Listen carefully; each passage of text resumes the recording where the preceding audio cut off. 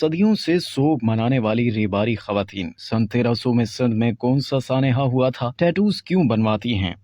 سندھ کے صحرائے تھر میں ریباری قبیلے کی خواتین 7 صدیوں سے اپنے محسن حکمران دودو سومرو کی ہلاکت پر سوگ منا رہی ہیں۔ دودو سومرو سن 1300 عیسوی میں علاؤالدین خلجی کے ساتھ جنگ میں مارے گئے۔ اس کے بعد سے ان خواتین نے سیاہ لباس پہن لیا اور یہ روایت آج بھی جاری و ساری ہے۔ ریباری قبائل اس وقت بھارتی ریاست گجرات اور راجستھان کے علاوہ صوبہ سندھ کے ننگر پارکر، بدین اور عمر کوٹ اضلاع میں آباد ہیں۔ تاریخی حوالوں کے مطابق وہ راجپوت ہیں اور راجستھان کے رہائشی ہیں۔ کہا جاتا ہے کہ ایک بادشاہ نے شکار کے دوران ایک ریباری لڑکی دیکھ لی اور قبیلے پر دباؤ ڈالا کہ اس کا رشتہ دیا جائے، لیکن ریباری برادری نے انکار کر دیا اور رات کی تاریکی میں نقل مکانی کر گئے۔ راجستھان سے نکل کر ریباری سندھ کے رنگ کچھ اور ننگر پارکر کے علاقے میں آئے، جہاں سومرا خاندان کے دودو سومرو کی حکومت تھی۔ دودو سومرو نے اس قبیلے کو تحفظ دیا، جس کے بعد وہ اس کے راج میں بس گئے۔ ادھر علاؤالدین نے دودو سومرو سے اس کی بہن باگھل بائی کا رشتہ مانگا۔ جب دودو سومرو نے انکار کر دیا تو علاؤالدین نے اس پر چڑھائی کر دی۔ اس جنگ میں ریباری برادری نے دودو سومرو کا بھرپور ساتھ دیا، لیکن دودو سومرو کو شکست ہوئی اور وہ جنگ کے دوران جان سے ہاتھ دھو بیٹھے۔ ان کے سوگ میں ریباری خواتین نے سیاہ لباس اوڑھ لیا۔ ننگر پارکر کے پہاڑی علاقوں میں 10 کے قریب ریباریوں کے گاؤں ہیں۔ ننگر پارکر کے علاوہ میرپور خاص اور بدین میں بھی ریباری برادری کے لوگ سیاہ لباس نہیں پہنتے۔ یہاں ریباری مرد و خواتین دونوں کا لباس تبدیل ہو چکا ہے۔ 1970 میں راجپوت اور سومرا خاندان نے ان کا سوگ ختم کرا دیا تھا۔ ننگر پارکر کی ریباری برادری سے تعلق رکھنے والے ایک شخص نے بتایا کہ ویراجی علاقوں میں جو ریباری رہتے ہیں انہوں نے اپنا لباس تبدیل کر لیا ہے، لیکن ہم یہاں رہ رہے ہیں کیونکہ ان دنوں میں یہاں پبلک ٹرانسپورٹ نہیں تھی، اس وجہ سے اطلاع نہیں پہنچی۔ ان کا مزید کہنا تھا کہ اگر ماں یا باپ مر جائیں تو 3 روز بھی سوگ نہیں رہتا، لیکن یہ سوگ سینکڑوں سال سے چلا رہا ہے۔ ہم نے انہیں کہا کہ یہ سوگ ختم کرو، وہ کہتے ہیں کہ نہیں،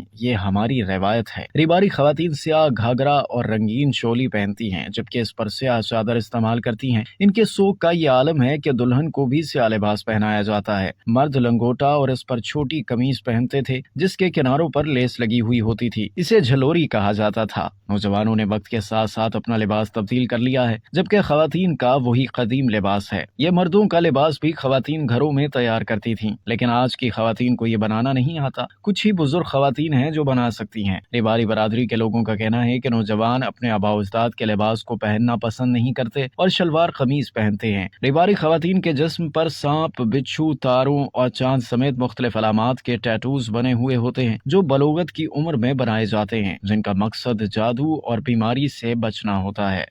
اب تک کے لیے اتنا ہی۔ مزید جاننے کے لیے سبسکرائب کیجیے ڈیلی جنگ یوٹیوب چینل اور لائک کیجیے ڈیلی جنگ فیس بک پیج۔